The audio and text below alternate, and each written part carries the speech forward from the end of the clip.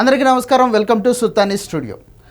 నిన్నటి నుంచి social media వేదికగా వైఎస్ఆర్సీపీ పార్టీకి సంబంధించినటువంటి పెయిడ్ పేటీఎం బ్యాచ్ విచ్చలవిడిగా విజృంభించిపోతున్నారు. తమలోని సైకోతనాన్ని, ఉన్మాదాన్ని సోషల్ మీడియా వేదికగా వ్యక్తపరుస్తూ ఉన్నారు. ఈ మానసిక ఉన్మాదాన్ని బయట చూపించుకుంటూ ఉన్నారు. కారణం ఏంటి అంటే, మొన్న రాత్రి హైదరాబాద్లో జరిగినటువంటి లైలా సినిమా ఆడియో ఫంక్షన్లో ఈ 30 years ఇండస్ట్రీ అని చెప్పుకునేటటువంటి పృథ్వీ ఆ సినిమాలో అతని క్యారెక్టర్కి సంబంధించి కొన్ని కామెంట్స్ చేయడం జరిగిందనమాట. అందులో 11 అనేటటువంటి నెంబర్ వచ్చిందని చెప్పేసి సోషల్ మీడియా పేటీఎం సైకో ఉన్మాదులు ఆ సినిమా మీద పగబట్టేశారు. ఎంతలా పగబట్టారు అంటే ఒకసారి చూడండి. బాయ్కాట్ లైలా అని చెప్పేసి హ్యాష్ట్యాగ్ క్రియేట్ చేసి మరి ఆ సినిమా మీద వాళ్ళ సైకో ఉన్మాదపు మనస్తత్వాన్ని బయట పెట్టుకుంటా తిరుగుతూ ఉన్నారు. అసలు అంతగా బాధపడిపోవాల్సిన అవసరం ఏముంది? రాజకీయాలన్న తర్వాత గెలుపు ఓటములు సహజం కదా.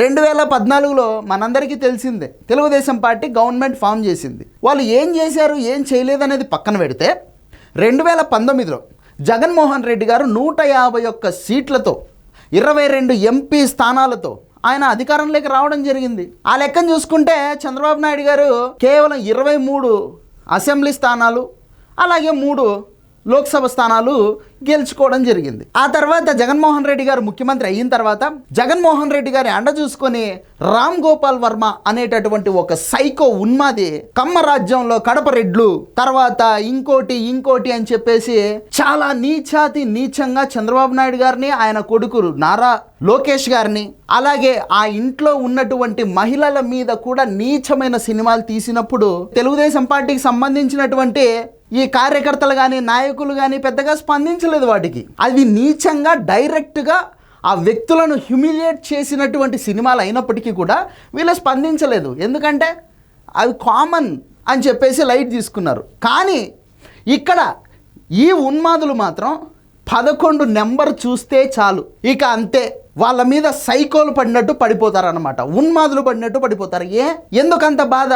ఆ నెంబర్ చూస్తే మీరు చేసిన దిక్కుమాలిన పరిపాలన వల్ల మీకు 11 సీట్లే రావడం జరిగింది. ఈ విధంగా సినిమాల మీద కూడా విచ్చలమిడిగా పడిపోయి మీ ఉన్మాదాలు చూపిస్తే ఎందుకు వస్తాయి? ఇంకా ఎవడేస్తాడు మీకు ఓట్లు? ప్రజలను మోసం చేశారు, వాళ్ళు వేయడం మానేశారు. ఆ ప్రజల్లో ఉన్నటువంటి వాళ్ళే కదా సినిమాలకు పనిచేసేటటువంటి వాళ్ళు కూడా, కార్మికులు కూడా. ఇలా సినిమాలను చంపేద్దామని చెప్పేసి ట్రై చేస్తే మీకు ఎవడేస్తాడు ఇంకా ఓట్లు? ఇటు చూడండి, ఈ సైకోలు ఏం రాస్తారంటే, నువ్వు తగ్గే వరకు మేము తగ్గేదిలే, నీ అహంకారానికి మా అభిమానానికి పరీక్ష అంట. ఇక్కడ జగన్మోహన్ రెడ్డి ఫోటో వేసుకుని తిరుగుతూ ఉన్నారు. మళ్ళీ ఇల్లు చూడండి, బాయ్కాట్ లైలా, మీ పిండాకుడ్రా, మీ పాడే, మీ శ్రార్థం, శోధనాయాలంతా. వీళ్ళు రాష్ట్రాన్ని సర్వనాశనం చేశారు. రాష్ట్రాన్ని సర్వనాశనం చేసిన దానికి గాను జగన్మోహన్ రెడ్డిని జనాలు చీకొట్టి మరీ బెంగళూరుకు పరిమితం చేశారు. ఆయన గత 8 నెలలుగా బెంగళూరులో స్థిర నివాసం ఏర్పాటు చేసుకున్నాడు. నాకు డౌట్ ఏంటంటే ఆయన Aadhaar card, pan card, voter ID కూడా బెంగళూరులోనే సెట్ చేసుకున్నాడేమో అని చెప్పేసి నాకు డౌట్ ఉంది.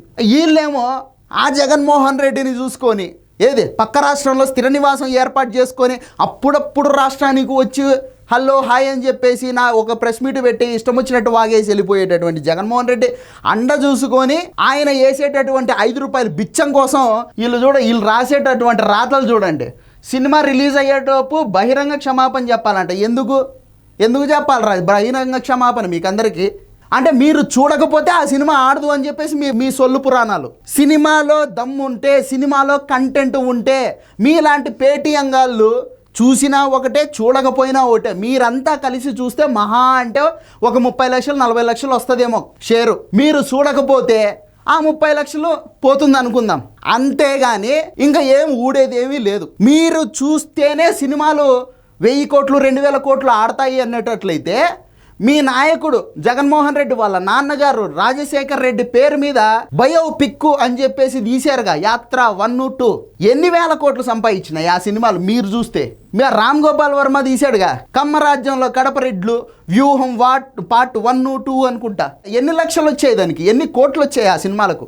మీరు చూసినా ఒకటే, చూడకపోయినా ఒకటే. కాకపోతే ఏంటంటే మీరు పిచ్చి పట్టిన కుక్కల్లాగా ఇట్లా సినిమా ఇండస్ట్రీ మీద పడి సినిమా వాళ్ళను హింసించుకుంటా తిరుగుతూ ఉంటే చూస్తూ ఊరుకుండలేక ఒక సినిమా అభిమానిగా, ఒక రాష్ట్ర పౌరుడిగా, మీలాంటి సైకోలను ఎదిరించేటటువంటి ఒక పౌరుడిగా ఈ వీడియో చేయడం జరుగుతూ ఉంది. మీరు చూసినా ఒకటే, చూడకపోయినా ఒకటే. వెంట్రుకతో సమానం సినిమా ఇండస్ట్రీకి మీరు. దయచేసి ఇట్లాంటి దిక్కుమాలిన బాయ్కాట్ ట్రెండ్లకు ఇన్ఫ్లుయెన్స్ అయిపోయి సినిమాలు చూడటం మానేయద్దండి.